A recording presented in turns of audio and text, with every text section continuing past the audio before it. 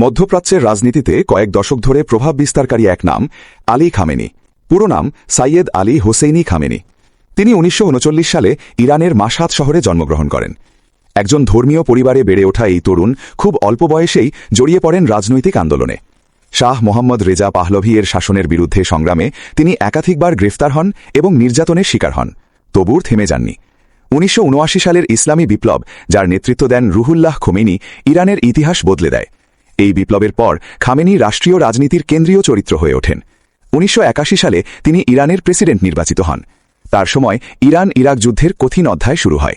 যুদ্ধবিধ্বস্ত রাষ্ট্রে তার নেতৃত্ব দক্ষতা তাকে শক্ত অবস্থানে নিয়ে আসে। ১৯৮৯ সালে আয়াতুল্লাহ রুহুল্লাহ খোমেনি মারা গেলে পরবর্তীতে তাকে নির্বাচন করে ইরানের সর্বোচ্চ নেতা, সুপ্রিম লিডার হিসেবে মনোনীত করা হয়। এরপর থেকে ৩ দশকের বেশি সময় তিনি ইরানের সামরিক, বিচার ও কৌশলগত নীতির চূড়ান্ত কর্তৃত্ব ধরে রাখেন। তার নেতৃত্বে ইরান পারমাণবিক কর্মসূচি এগিয়ে নেয়, আঞ্চলিক রাজনীতিতে সক্রিয় ভূমিকা নেয় এবং যুক্তরাষ্ট্র ও ইসরায়েলের বিরুদ্ধে কঠোর অবস্থান গ্রহণ করে। সমর্থকদের কাছে তিনি ছিলেন প্রতিরোধের প্রতীক। সমালোচকদের কাছে তিনি ছিলেন বিতর্কিত ও শক্তিশালী শাসক।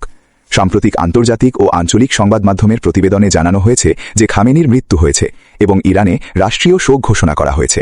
তবে মৃত্যুর সুনির্দিষ্ট কারণ ও পরিস্থিতি এখনও বিভিন্ন সূত্রে ভিন্নভাবে রিপোর্ট করা হচ্ছে। ইতিহাসে তার নাম থাকবে একজন দীর্ঘমেয়াদী শাসক, একজন বিপ্লবী আলেম এবং মধ্যপ্রাচ্যের শক্তির ভারসাম্যে গুরুত্বপূর্ণ এক চরিত্র হিসেবে। সময়ই বলে দেবে তার উত্তরাধিকার কিভাবে মূল্যায়িত হবে।